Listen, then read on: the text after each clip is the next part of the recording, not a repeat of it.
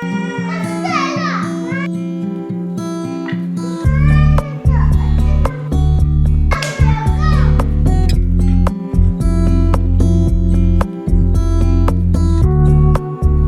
Every one, welcome back to capture diary. ಎಲ್ಲರೂ ಹೇಗಿದ್ದೀರಾ? I hope ಎಲ್ಲರೂ ಚೆನ್ನಾಗಿದ್ದೀರಾ ಅಂತ ಅಂದ್ಕೊಂಡಿದ್ದೀನಿ. ನನ್ನ ಮಾರ್ನಿಂಗ್ ಯೂಶ್ವಲ್ ಆಗಿ 6 o'clock ಸ್ಟಾರ್ಟ್ ಆಗುತ್ತೆ.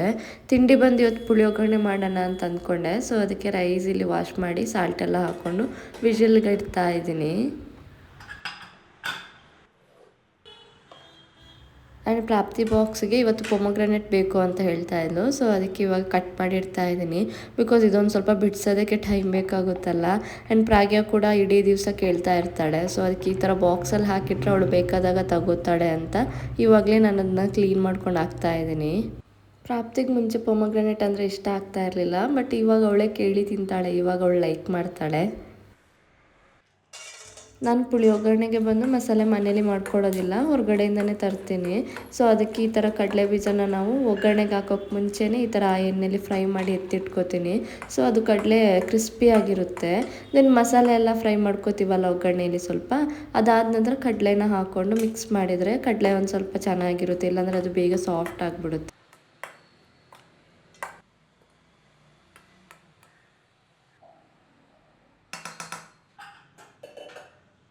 ನೆಕ್ಸ್ಟ್ ಅವಳಿಗೆ ಬಾಕ್ಸ್ ಪ್ಯಾಕ್ ಮಾಡ್ತೀನಿ. ಬಾಕ್ಸಿಗೆ ಬಂದು ಮನೇಲಿ ಏನು ರೆಡಿ ಮಾಡಿರ್ತೀನಿ ಅದನ್ನೇ ಹಾಕ್ತೀನಿ. ಆ್ಯಂಡ್ ಒಂದು ಸ್ವಲ್ಪ ಫ್ರೂಟ್ಸ್ ಕೂಡ ಪ್ಯಾಕ್ ಮಾಡಿಕೊಡ್ತೀನಿ.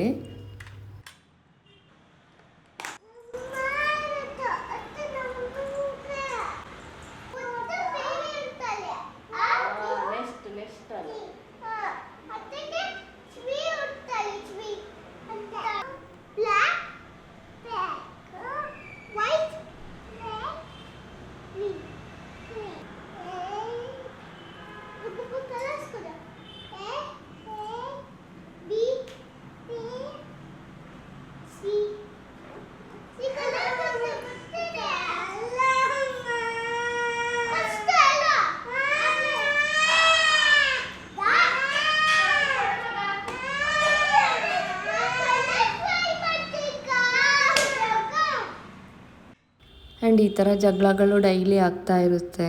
ನಾನು ಅದನ್ನೇನು ಅಷ್ಟೊಂದು ಬಾದರ್ ಮಾಡ್ಕೊಳಕ್ಕೆ ಹೋಗಲ್ಲ. ಅಂದರೆ ನಾನು ಅದರ ಮಿಡ್ಲಲ್ಲಿ ಹೋಗಲ್ಲ. ಅವರೇ ಚಿಕ್ಕವರಲ್ವ, ಅವರೇ ಒಂದು ಸ್ವಲ್ಪ ಜಗಳ ಮಾಡ್ಕೊಂಡು ಅವರೇ ಸರಿಯಾಗಿಬಿಡ್ತಾರೆ. ನಾವು ಹೋದಾಗ ಅದು ಇನ್ನೊಂದು ಸ್ವಲ್ಪ ದೊಡ್ಡದಾಗಿಬಿಡುತ್ತೆ ಆ್ಯಂಡ್ ಅಳೋದು ಸ್ಟಾರ್ಟ್ ಆಗಿಬಿಡುತ್ತೆ. ಸೊ ನಾವು ದೂರದಲ್ಲಿ ನಿಂತ್ಕೊಂಡು ಏನೂ ಆಗಿಲ್ಲ, ಗೊತ್ತೇ ಇಲ್ಲ ಅನ್ನೋ ಥರ ಇದ್ದರೆ ಅವರೇ ಜಗಳ ಆಡ್ಕೊಂಡು ಅವರೇ ಸರಿ ಆಗ್ತಾರೆ. ನೆಕ್ಸ್ಟ್ ಇವಾಗ ಒಳ್ಳೆ ತಿಂಡಿ ಆಯಿತು. ಸೊ ನಾನು ಸ್ಕೂಲಿಗೆ ಕರ್ಕೊಂಡು ಹೋಗ್ತಾ ಇದ್ದೀನಿ.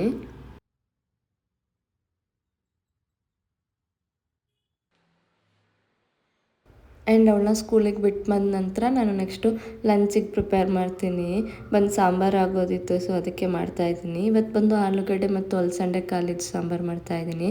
ಇದರ ರೆಸಿಪಿ ನಾನು ಶೇರ್ ಮಾಡ್ತಾ ಇಲ್ಲ, ಬಿಕಾಸ್ ಆಲ್ರೆಡಿ ಚಾನಲಲ್ಲಿ ಇದೆ. ಆ್ಯಂಡ್ ಇಬ್ಬರು ಮಕ್ಕಳನ್ನ ನೋಡ್ಕೊಳ್ಳೋದು ಅಷ್ಟೊಂದೇನು ಈಸಿ ಇಲ್ಲ, ತುಂಬಾ ಕಷ್ಟ ಇದೆ. ಅಂದರೆ ಇಬ್ಬರು ಒಂದೇ ಥರ ಇರಲ್ಲಲ್ವ. ಕೆಲವೊಂದು ಸಲ ಏನಾಗುತ್ತೆ ಅಂದರೆ ಇಬ್ಬರಿಗೂ ಒಂದೇ ಟಾಯ್ ಬೇಕಾಗುತ್ತೆ.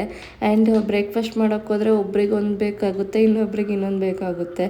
ಸೊ ಅದು ನಾನು ಇವಾಗ ಕೇಳೋದನ್ನೇ ಸ್ಟಾಪ್ ಮಾಡಿದ್ದೀನಿ. ಇವತ್ತೇನೆಂದರೆ ಕೆಲಸ ಒಂದು ಸ್ವಲ್ಪ ಜಾಸ್ತಿ ಇತ್ತು, ಹೊರಗಡೆ ಹೋಗೋದಿತ್ತು ಅಂತ ಅಂದ್ಕೊಂಡು ನಾನು ಪೊಟೆಟೊ, ಅಲಸಂಡೆ, ದೆನ್ ಟೊಮೆಟೊ ಎಲ್ಲ ಸೇರಿಸ್ಕೊಂಡು ಫಸ್ಟಿಗೆ ಒಂದು ವಿಜಿಲ್ ಹಾಕ್ಕೊಂಡಿದ್ದೆ.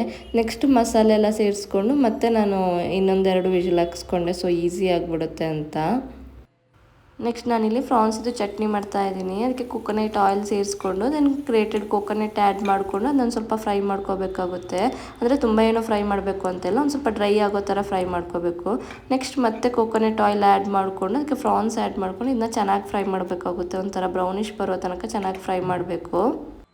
ನೆಕ್ಸ್ಟ್ ನಾನಿಲ್ಲಿ ಒಗ್ಗರಣೆಗೆ ಇಡ್ತಾಯಿದ್ದೀನಿ. ಕೊಕೊನೆಟ್ ಆಯಿಲು, ಬೆಳ್ಳುಳ್ಳಿ, ದೆನ್ ಸಾಸಿವೆ, ಕರಿಬೇವು, ದೆನ್ ಆನಿಯನು ಇದಿಷ್ಟನ್ನ ಆ್ಯಡ್ ಮಾಡಿಕೊಂಡು ಅದನ್ನ ಚೆನ್ನಾಗಿ ಫ್ರೈ ಮಾಡ್ಕೋಬೇಕು.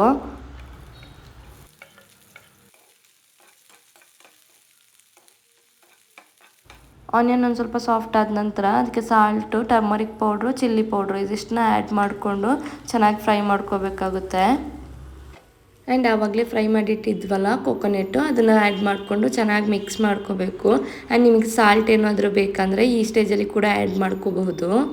ಆ್ಯಂಡ್ ಆವಾಗ ಡ್ರೈ ಫ್ರಾನ್ಸ್ನ ಫ್ರೈ ಮಾಡಿಟ್ಟಿದ್ವಲ್ಲ ಅದನ್ನ ಕೂಡ ಆ್ಯಡ್ ಮಾಡಿಕೊಂಡು ಈ ಥರ ಚೆನ್ನಾಗಿ ಮಿಕ್ಸ್ ಮಾಡ್ಕೋಬೇಕಾಗುತ್ತೆ. ಇದನ್ನು ಈ ಥರ ಚೆನ್ನಾಗಿ ಫ್ರೈ ಮಾಡಿದರೆ ಡ್ರೈ ಫ್ರಾನ್ಸ್ ಚಟ್ನಿ ರೆಡಿ ಆಗುತ್ತೆ. ಆ್ಯಂಡ್ ಕೆಲವೊಂದು ಬಟ್ಟೆ ವಾಶ್ ಮಾಡಿಟ್ಟಿರೋದು ಹಾಗೆ ಇತ್ತು, ಅದನ್ನು ಫೋಲ್ಡ್ ಮಾಡೋದಕ್ಕೆ ಬಾಕಿ ಇತ್ತು. ಸೊ ಆದಷ್ಟು ಫೋಲ್ಡ್ ಮಾಡ್ತೀನಿ ಅಂತ ಬಂದೆ ನಾನು. ಆ್ಯಂಡ್ ಇನ್ನೊಂದೇನೆಂದರೆ ಕೆಲವೊಂದು ಟಾಪ್ಗಳನ್ನ ಆನ್ಲೈನಿಂದ ಆರ್ಡ್ರ್ ಮಾಡಿದ್ದೆ, ಅದನ್ನ ನಾನು ಸ್ಟಿಚ್ಚಿಗೆ ಕೊಟ್ಟಿರಲಿಲ್ಲ. ಸೊ ಇವಾಗ ಹೋಗುವಾಗ ಕೊಟ್ಟೋಗೋಣ ಅಂತ ಹೇಳಿ ಅದನ್ನು ನಾನು ಇವಾಗ ರೆಡಿ ಮಾಡ್ತಾಯಿದ್ದೀನಿ. ಇದು ಬಂದು ಒನ್ ಪೀಸ್ ಫ್ರಾಕ್ ಥರ ಚೆನ್ನಾಗಿದೆ ಆ್ಯಕ್ಚುಲಿ. ಸೊ ಬಟ್ ಇದು ತುಂಬಾ ದೊಡ್ಡದಿತ್ತು ಸೈಜು. ಸೊ ಅದನ್ನ ಫಿಟ್ಟಿಂಗ್ ಕೊಡೋದಿತ್ತು. ಆ್ಯಂಡ್ ಒಂದು ಟಾಪ್ ಬಂದು ಮೆಷರ್ಮೆಂಟಿಗೆ, ಅದು ನಾನು ವಾಶ್ ಮಾಡಿಟ್ಟಿದ್ದು ಕಂಪ್ಲೀಟಾಗಿ ಒಂಥರ ಮುದ್ದೆ ಆಗಿಬಿಟ್ಟಿತ್ತು, ಅದು ಕಾಟನ್ ಆಗಿರೋದ್ರಿಂದ. ಸೊ ಅದನ್ನು ಐರನ್ ಮಾಡಿ ಕೊಡಬೇಕಷ್ಟೇ. ಸೊ ಅದಕ್ಕೆ ಐರನ್ ಮಾಡ್ಕೋಬೇಕು. ಟೋಟಲಾಗಿ ಹೆಂಗಂದ್ರೆ ಮಾರ್ನಿಂಗ್ 6ಇಂದ ಆಲ್ಮೋಸ್ಟ್ 1:30 ತನಕ ನನಗೆ ಓಡಾಡೋದೇ ಆಗುತ್ತೆ ಅವ್ರ ಹಿಂದ್ಗಡೆ. ಆ್ಯಂಡ್ ಏನಾದರೂ ಒಂದು ಕೆಲಸ ಪೆಂಡಿಂಗ್ ಇರುತ್ತೆ, ಅದನ್ನ ಫಿನಿಷ್ ಮಾಡೋಣ ಅಂತ ಓಡಾಡ್ತಾ ಇರ್ತೀನಿ.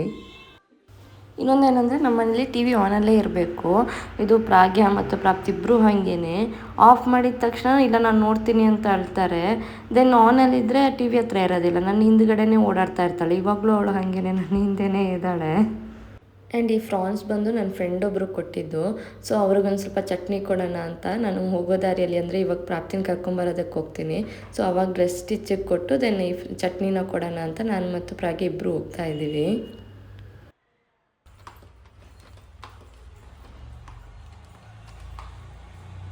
ಆ್ಯಂಡ್ ಸ್ಕೂಲಿಂದ ಬಂದ ನಂತರ ನನಗೆ ವೀಡಿಯೋ ಕಂಟಿನ್ಯೂ ಮಾಡೋಕ್ಕಾಗಿಲ್ಲ. ಇದು ಬಂದು ಈವ್ನಿಂಗ್ ಇವತ್ತು ನಾನು ಅವರಿಗೆ ಎಗ್ ಆಮ್ಲೆಟ್ ಮಾಡಿಕೊಟ್ಟಿದ್ದೆ. ಸೊ ಅದನ್ನೇ ಅವರು ತಿಂತಾ ಇದ್ದಾರೆ.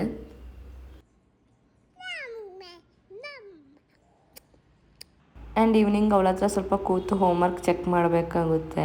ಆ್ಯಂಡ್ ಆವಾಗಲೇ ಅಂದೆ ಅಲ್ಲ, ಮಕ್ಕಳನ್ನ ನೋಡ್ಕೊಳ್ಳೋದು ಈಸಿ ಇಲ್ಲ ಅಂತ. ಅದು ಹೆಂಗಂದರೆ ಇಲ್ದವನಿಗೆ ಮಾತ್ರ ಹಾಳಾಗುತ್ತೋ ಅಂತಾರಲ್ಲ, ಆ ಥರ. ಸೊ ಏನೂ ಮಾಡೋದಕ್ಕಾಗಲ್ಲ. ಇದಿಷ್ಟು ಇವತ್ತಿನ ಲಾಗ್ ಅಂತ ಹೇಳ್ತಾ ಈ ಲಾಗ್ನ ಇಲ್ಲಿಗೆ ಎಂಡ್ ಮಾಡ್ತಾ ಇದ್ದೀನಿ. ನಾನೆಲ್ಲ ಲಾಗ್ಸ್ ನಿಮಗೆ ಇಷ್ಟ ಆದರೆ ಪ್ಲೀಸ್ ಚಾನಲ್ನ ಸಬ್ಸ್ಕ್ರೈಬ್ ಮಾಡೋದನ್ನ ಮರಿಬೇಡಿ ಅಂತ ಹೇಳ್ತಾ see you with another video. Bye.